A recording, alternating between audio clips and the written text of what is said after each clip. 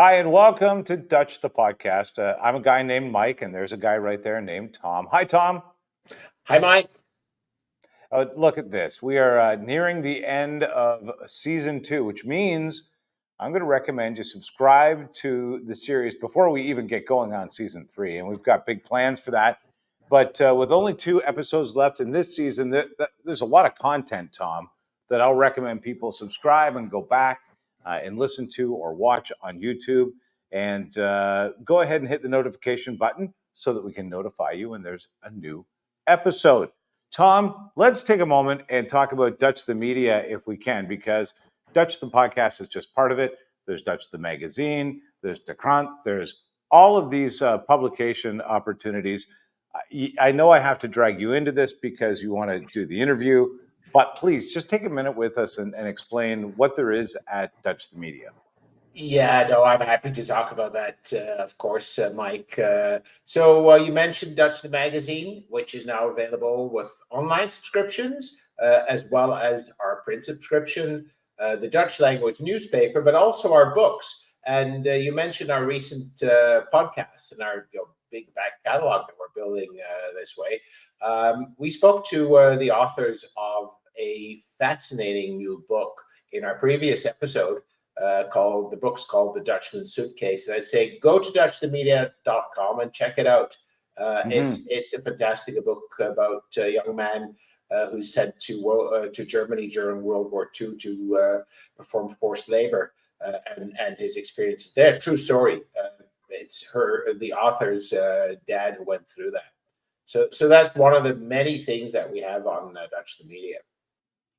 All right. Well, listen, I will recommend that you, once again, that you go back in time with all the great interviews that we've had over time. And I credit those, Tom, to the wonderful access that we've been given through Dutch the Magazine, of course, and having the publishers, the host of this podcast, has certainly made that possible. But please go back and have a listen or watch those interviews. We have 2 more left in this season. The 3rd season will be spectacular. Please subscribe and join on with us.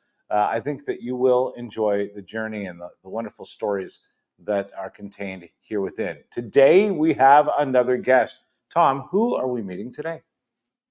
Today, we're meeting Henry Barron. Henry came to the United States to the town of Linden in Washington, which a lot of Dutch people will know. It's a very Dutch town in Washington State. As a 14-year-old, after World War II, he had basically not learned English. Of course, he had 1 year of English. He came as a 14-year-old, as I said. His dad wanted to start a farm. He maybe got 1 or 2 years of schooling in, but then had to start working at odd jobs to bring in money for the family. While he had always wanted to go to college and continue learning. An opportunity that he did not have immediately, but he made sure he got that himself. Eventually got a PhD in English. Imagine, a language that he didn't even speak as a native speaker. That's incredible. Yeah, incredible, isn't it? He didn't start learning it until he was about 14. Eventually became professor in English at Calvin University in Grand Rapids. And one of the things he did on the side was translate books.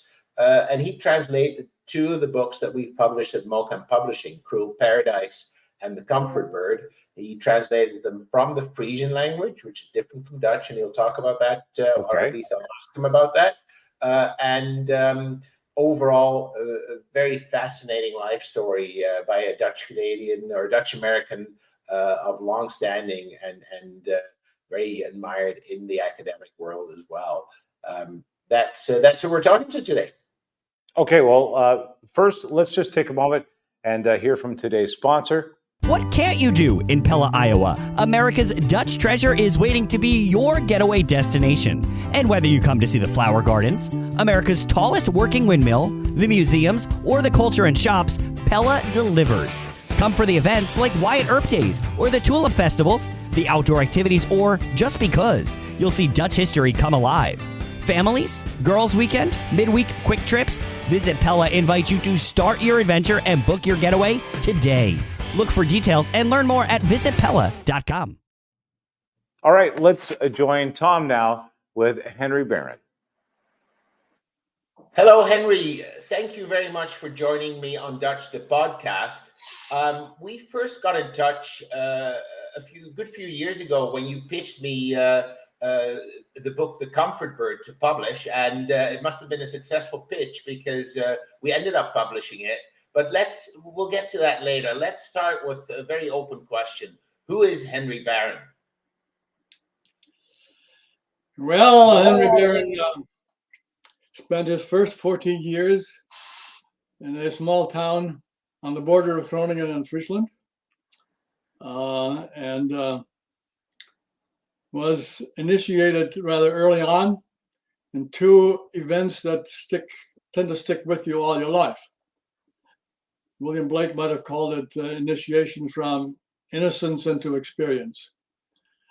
And one when I was 6 is when the war broke out, World War II. And 4 years later, the war broke out within our church, our denomination. And so looking back now, 80 years later, some 80 years later and so on, and you think about how did that 6-year-old and that 10-year-old absorb those shocks that just kind of shattered his innocence, that revealed a dimension of human nature that is evil. When people take up arms against each other, try to kill each other, and it can also happen within societies, within denominations, to kill each other with words. So that's, you never forget that.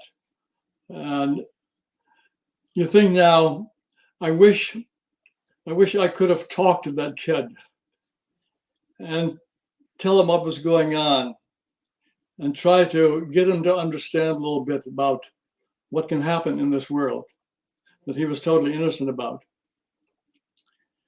But there was nobody to do that. The parents didn't do that. There was not a culture of parents talking with kids about grown-up kinds of stuff and so forth. Teachers didn't do that. There wasn't anybody that did it, so you absorb it to yourself and you try to make some sense of it. And that makes you feel now how important it would have been, and it continues to be, for grown-ups to talk to kids who probably observe and feel more keenly than they give them credit for about what happens to them that may have life-lasting consequences. So after that, 3 years after the war, the family immigrated to the United States. And that was, of course, quite an event. It makes you wonder, in retrospect especially, how could people at their age, my dad 52, mother 46, how could they just uproot themselves? Especially when economically they were better off than a lot of people in our town. They had their own farm. It was a tough time after war, but they did. So I went to 8th grade in Linden, Washington. People said you should at least take 8th grade. I had one year of ULO in Friesland. And so there was a very rudimentary beginning knowledge of English that really served me very well. Yeah, MULO for our listeners is a kind of middle school. It's post primary, but very early on, right? You'd be about 12 when you go to MULO. Yeah. I think I was kept back a year because I was sick, I think. So I didn't start school until I was 7 or so. So I was 13 starting ULO. And so they said you should finish 8th grade to pick up the language. Well, we got to the berry fields in Washington in early June. So picking berries and picking beans later on, I was exposed to a lot of teenagers, kids, and so talking English together, and so it just began to be absorbed mentally, linguistically, and so on. So I really had no trouble in 8th grade.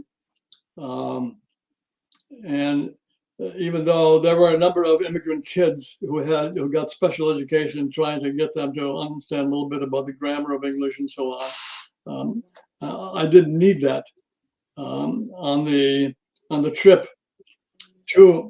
from Rotterdam to New York, I interacted with some grown-ups on the ship who talked English and so on, and one person who was a Catholic priest. We played ping pong together and so on, and a little talking. So I began to pick things up, and then on the train ride, of course, riding with all kinds of English-speaking people. Again, I was the only one in the family who could make a little bit of sense to them in English. So that went well, but I was always interested in becoming educated. I was interested in learning, but after 8th grade, my dad needed me on the farm. It was a big farm. My brother got married, so I had to stay at home. And so education seemed to be out of the question. But somehow I got into college without a high school diploma eventually. And then I got into teaching.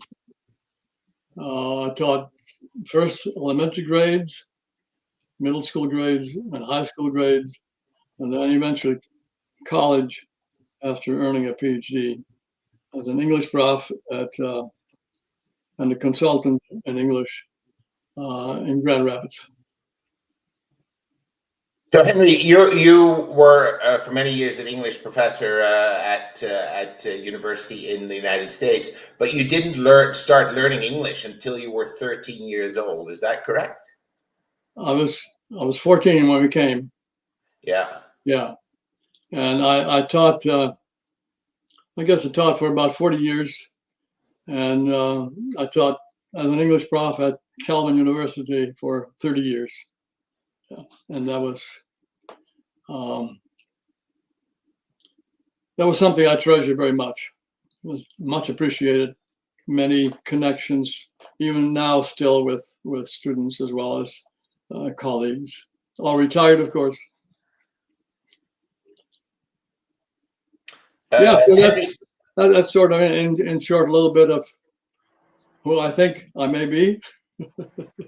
Well, I think you're probably a lot more than that, but we'll get to that a little bit. I had a question. It sounds the way you tell it that you did reasonably well as a 14-year-old coming. I mean, you did extremely well during your career, obviously, and I believe that was a lot of hard work. But you came here as a 14-year-old, and that strikes me as a difficult time to immigrate.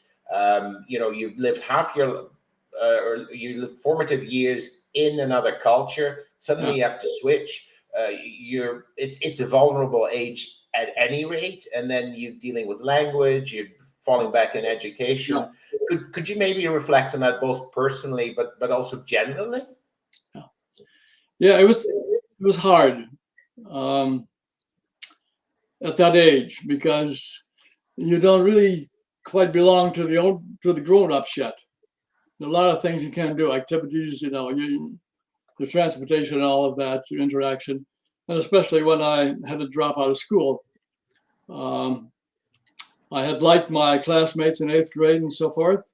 There were kids that were really interesting, very interested in learning as well. So I had really badly wanted to go on to high school, so you're out. That means that you have very few connection with other teenagers. You become interested in all kinds of, sports, for example. Sports was a big thing, not so much for me in the Netherlands. We didn't live right in the center of town, so there wasn't. Soccer appealed to me a lot, but that was a Sunday sport, and we couldn't do that. So we played with kids and so on, But Yes. Just to be clear, Henry, you said you couldn't play soccer on Sunday. You were Christian. You were formed in the Netherlands, and there's no leisure activities on Sundays. You go to church twice. Maybe share a little bit about that. yeah, so back to the Netherlands, right? Right. Okay.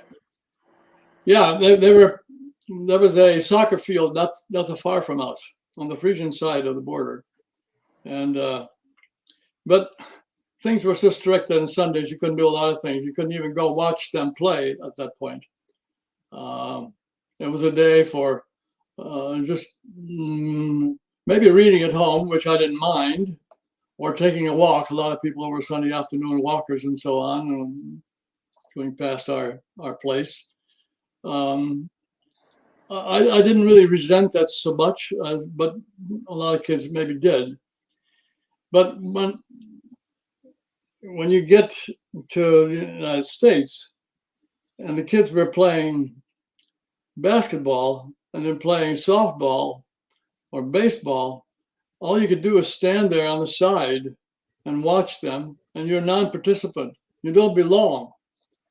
And at age 14 or so, you're still on that trajectory of, okay, where do I belong? I want to belong. You need a sense that you belong, even though Yes, because games or sports like baseball and basketball were not played in the Netherlands. It was soccer predominantly, or maybe korfball, but not baseball was not generally played.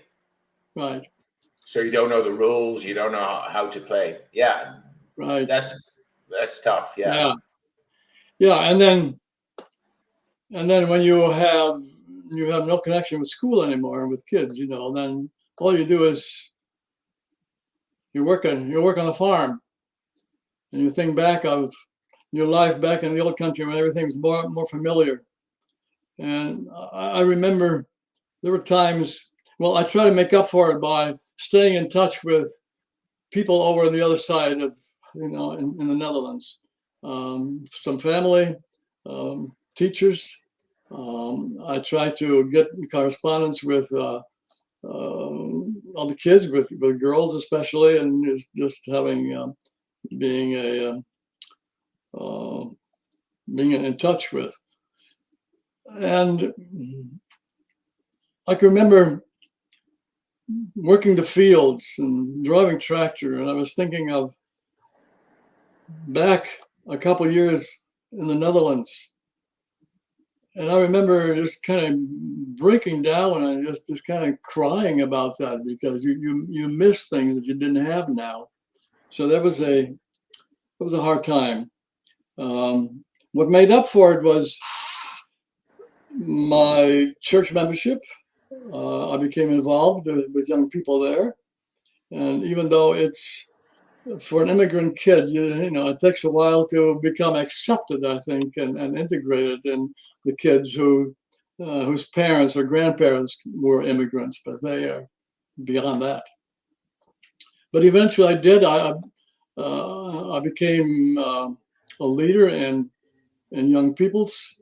I joined a quartet singing, and I got some mates, some friends who were going to high school and were equally interested in talking about serious kinds of things, maybe having to do with religion, maybe having to do with something else. So, but having conversations that go beyond just the everyday trivial kind of things.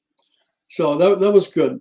And I was shy by nature, socially. And thinking back, I wonder, how did I screw up the courage to even involve myself in an oratorical contest when I barely knew English very well? But this was an oratorical contest for young Calvinists, supposedly. It was a national contest. And if you won, you would go to the national. If you won there, well, you'd get a scholarship. And I thought, okay, I'm going to enter this, and if I win, maybe that is an indication I should become a minister. So I wrote a speech that I kept, and I just kind of shake my head. Oh man, that was mostly cliche stuff. Come on.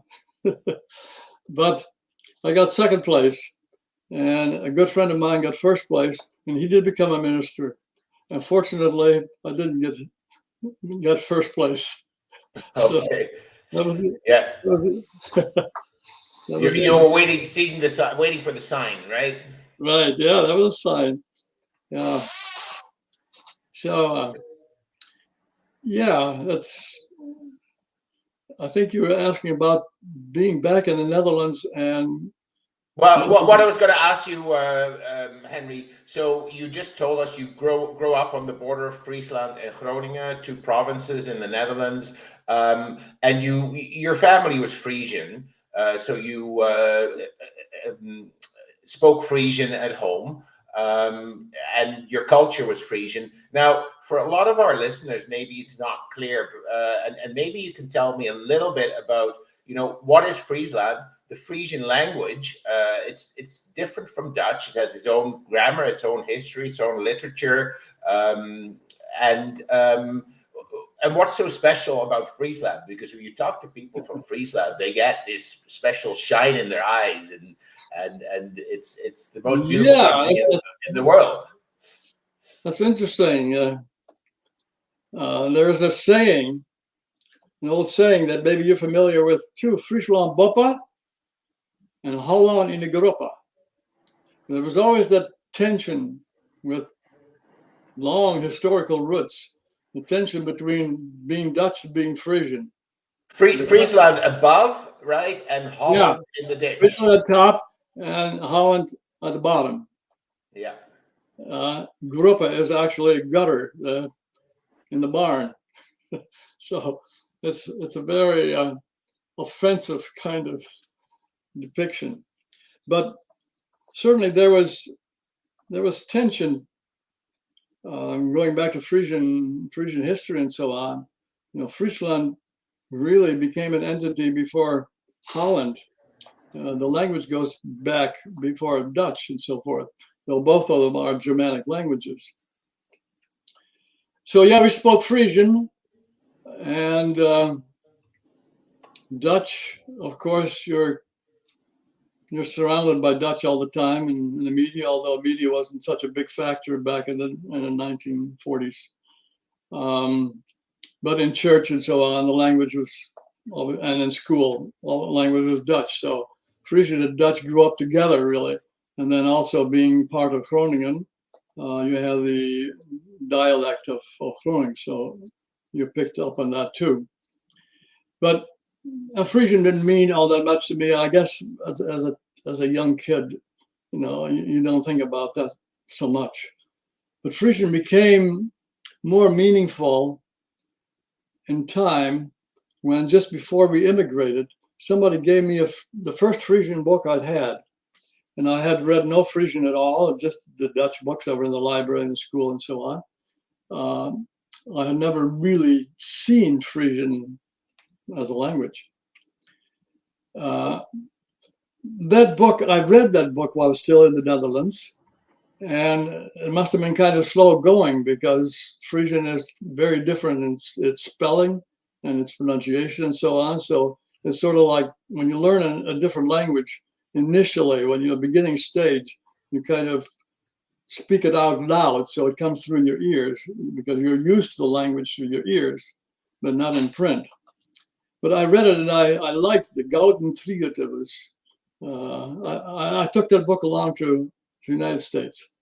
And that was my first Frisian book, and I liked it. So that was, even though I didn't touch Frisian books for a long time afterwards, I think it entered something into my system.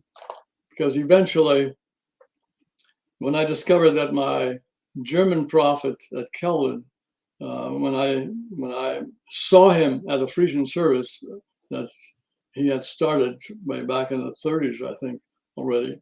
I saw him at a Frisian service and he saw me. And so we connected because we knew each other. He was a very formidable kind of prof, and I'd never gotten close to him. I was a little bit intimidated by him. But now we talk Frisian together. And when you meet another one who knows the Frisian language, there's an instant bond, which is amazing. It could be in Australia, it could be wherever in the world. If there's a Frisian connection, you're friends immediately. So, just can I interrupt you briefly there, yes. Henry? In the Krant, the Dutch language newspaper that we still publish for readers across North America, every month we have a column in the Frisian language written by someone who lives in the Netherlands. And just for readers who are interested to see what Frisian looks like, our newspaper actually contains a column in that. Sorry for the interruption, but I just wanted to get that in there. Yeah. So that meeting led to getting together often, and he wanted me to learn to get into Frisian books much more, and learn not only to read Frisian and practice speaking Frisian more. By that time, it was the 80s, I think, and I was deeply involved in academics and English literature and so forth. So, but he became a mentor, and not only should I read Frisian books, but eventually I should take over his reviewing that he had been doing for years now, review Frisian literature, Frisian books, and which I did eventually. And so I think I've reviewed over 100 books, and the reviews published in World Literature Today. So I became gradually more and more. Then you have to learn to write Frisian as well, because you're going to carry on correspondence with people in Friesland, as he did. He turned out to be Mr. Friesland in North America. I mean, that's Bernie Fritzma, who became 100 years old. And he was more Frisian than Frisians back in Friesland. He really wanted autonomy for Friesland. He corresponded with the administration, with the government back in Friesland, and so, back in the Netherlands, and so forth. So he was tremendously active in writing. Actually, he came to New Jersey when he was 6 years old. And he had an innate, inborn love for Friesland. So when he was 12, 13, he published Frisian poetry in Friesland. He was just, well, of course, linguistically, he also taught French, and he had taught Latin, and he had taught Spanish, and I had him for German. Yeah, but Bernard Fritzma, he's very well known. Just also to clarify a little bit, Frisian was long not allowed to be spoken. It generally wasn't spoken in government, in courts, and there's long been a struggle for the emancipation of the Frisian language. And that's what you referred to also when you talked about Fritzma. Now, he grew up probably in Paterson, or the area around Paterson, New Jersey, where there was a large Dutch and also large Frisian population in the early parts of the 20th century. I think there was even a Frisian Griete, they're called circles, officially organized and associated with an organization in the Netherlands. But I'm going to move along a little, still on the same topic, Henry. Simmer 2000, summer 2000.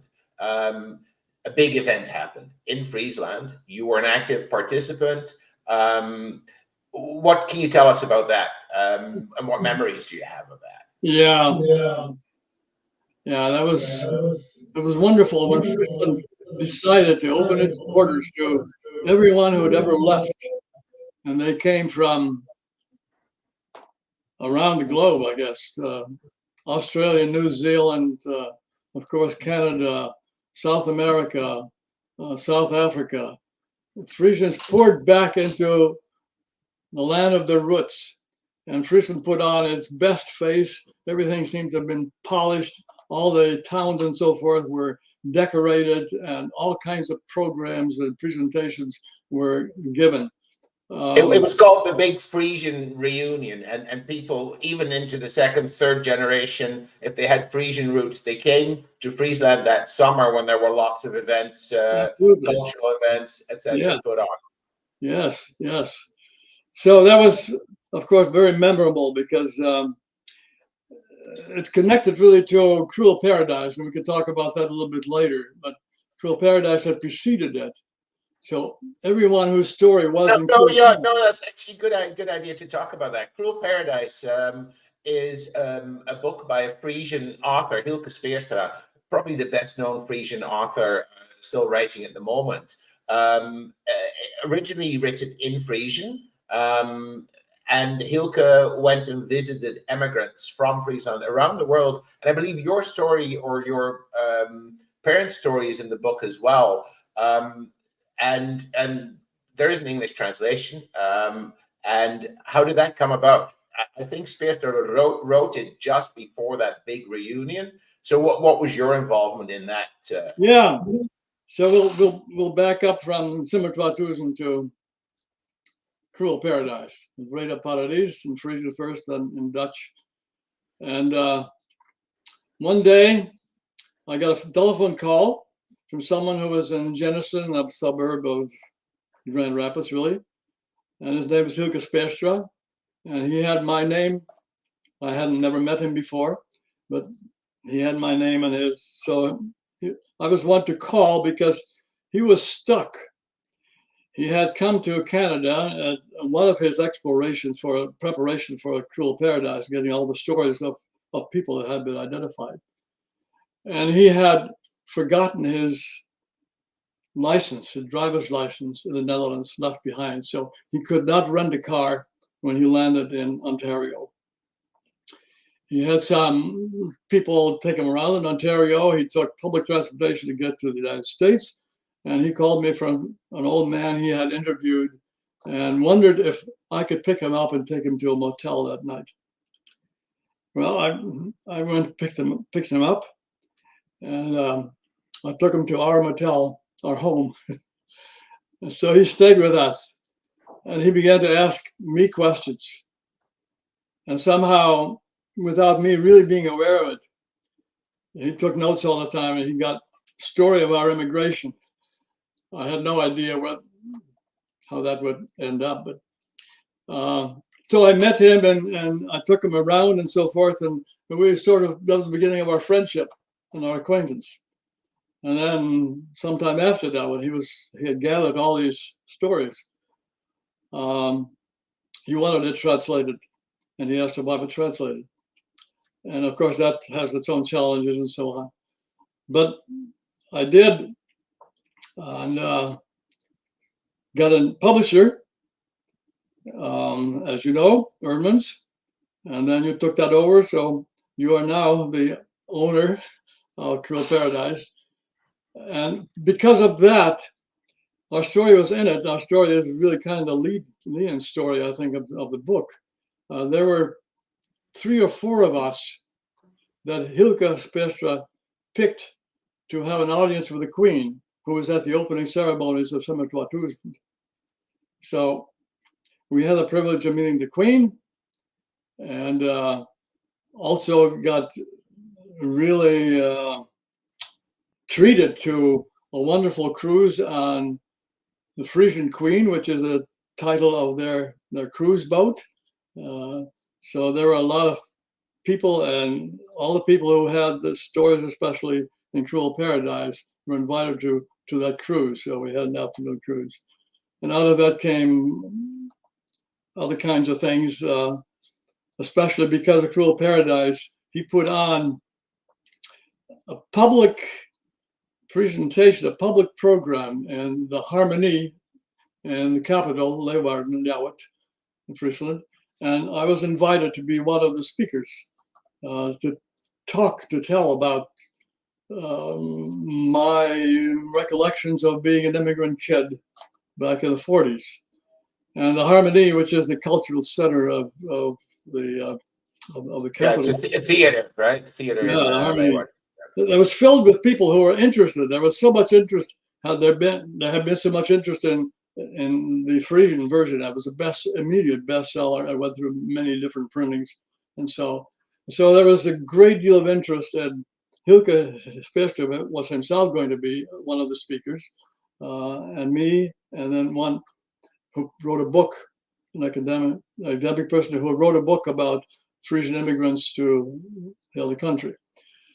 So the place was jammed with people and so interested. And so I had to be in Frisian, which was my first great challenge of making a public presentation in the Frisian language. It scared the wits out of me initially, but interestingly, you have such crazy things happening. Before I got that invitation to speak at that gathering, I had a dream that I was invited to be there and to give a speech in Frisian. And I woke up with a panic almost. But it happened about 2 weeks after that. So that's so strange. Anyway, it went fine. Hilke was, of course, one, but also Ring van der Velde, who was the other Frisian author, who was a bestseller kind of author, very popular, and whose book I had translated way back when I started exploring Frisian literature and Frisian culture and so on. So he was there too.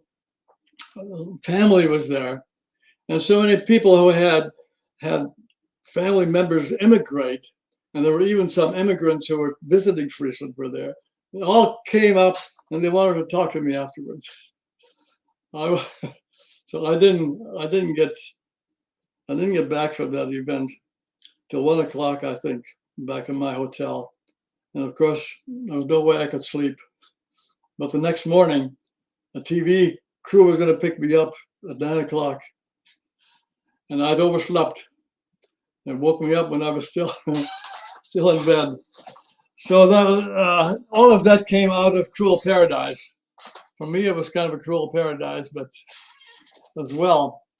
But for a family, certainly was too. So that was. It was a beautiful event, and people still talk about it. It's a quarter century ago. Just quickly, Cruel Paradise. So we published the second printing of it. The first one was published by Eerdmans in 2005. We took over the rights. I toured with Hilke Speerster through Ontario. I had a tremendous time, a wonderful man to talk to. But he wrote he wrote many books, but he wrote another book that was translated into English by you called The Comfort Bird, a beautiful story based on true events. I'm not going to go into the details of it. Also for sale through Mocha Publishing on our website, Dutch the Media. But you also translated that book, Henry. I would like to move on to one other aspect of your life that I'd like to talk about, if okay by you, and that's being Dutch American. When I read your memoir, you wrote your memoir, I read through it. I noticed a lot of the people over your life that you associate with, that you're friends with, that you're acquainted with, that you work with even, have Dutch last names, but are American. And this, is there a Dutch subculture that may not be obvious to Americans, to Canadians necessarily? Because it jumped out at me. You talk about a professor that you deal with who speaks with this heavy New Jersey accent, but nevertheless, he's got his last name. He's teaching in this institution founded by Dutch people. What can you tell us about that? Yeah, that the Dutch communities within the United States as well as within Canada, right? Right. Big pockets of post-World War II immigrants to Canada. And I think, like with any ethnic group, they tend to stick together when they emigrate because they need each other, right? And their identity remains very closely tied to their beginnings, to their roots, and so on. So, in my case, okay, we went to Linden, which had a lot of immigrants, Frisian immigrants especially.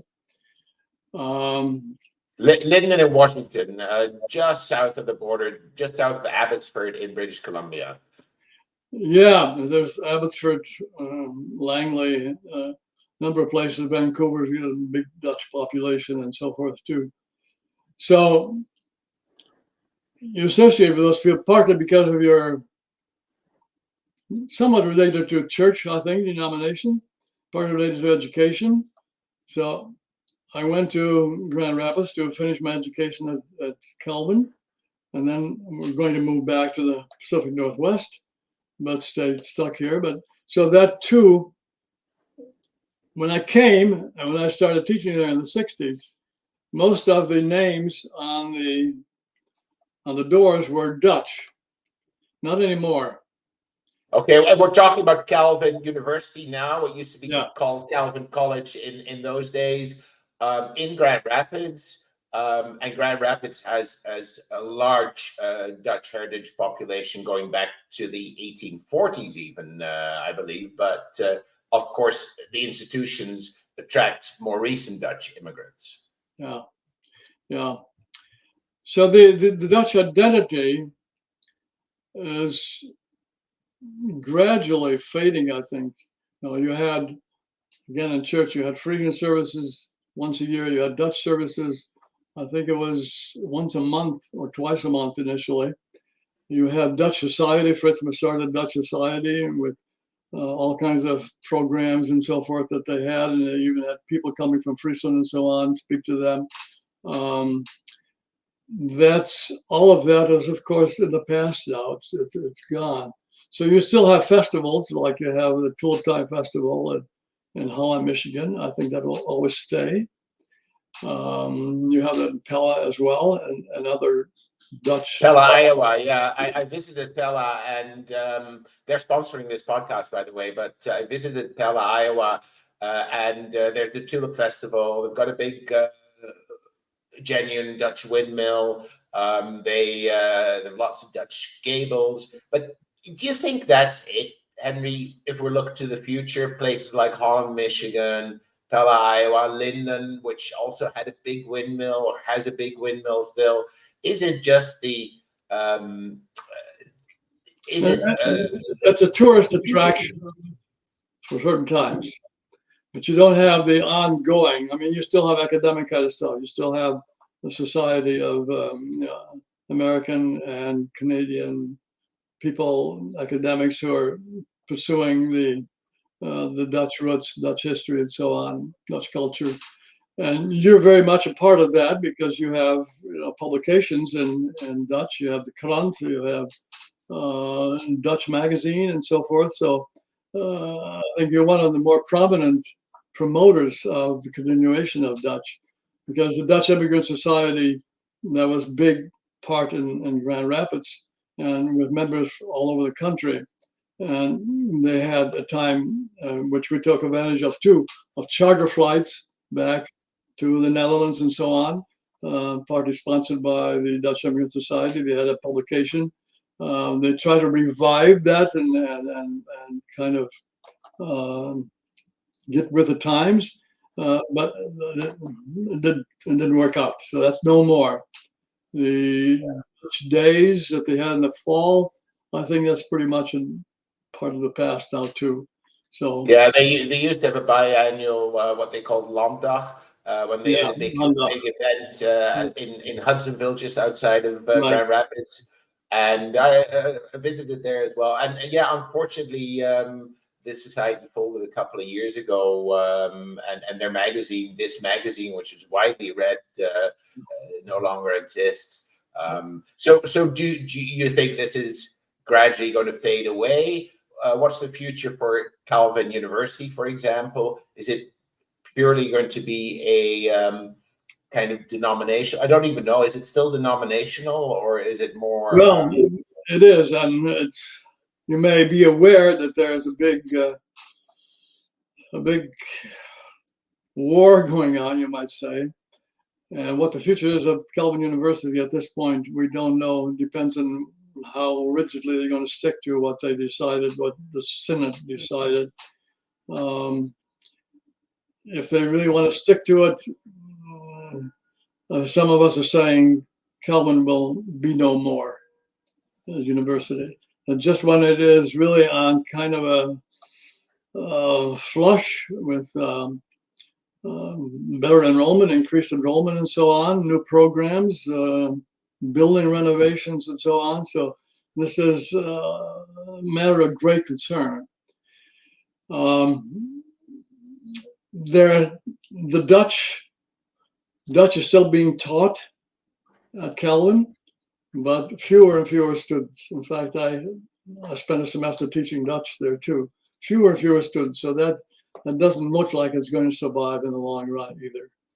You mean the Dutch faculty, the actual teaching of Dutch at Calvin University? Yeah.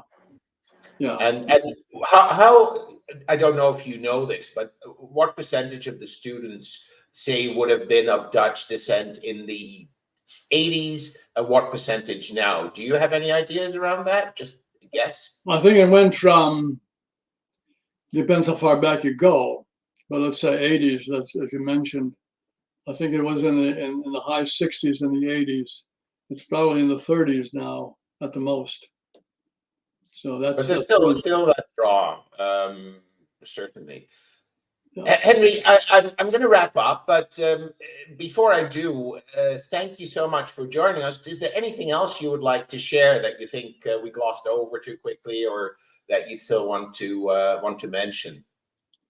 Well, I appreciate the invitation I had, and I'm glad you're doing this. I looked at some of the podcasts of the past and so on, and they're fascinating. So, are they accessible to anybody? Anybody. They're free. They're on YouTube. They're on Spotify. They're on Apple Podcasts. Anywhere. Yeah, they're free. It'd be nice if we could find a sponsor or two. But we've just decided we're in our second series. We're going to do a third series. That's hot off the press. I can announce that for the first time here. So and it's always wonderful. And Henry, if you think of anyone that you think would make for a good guest, let us know.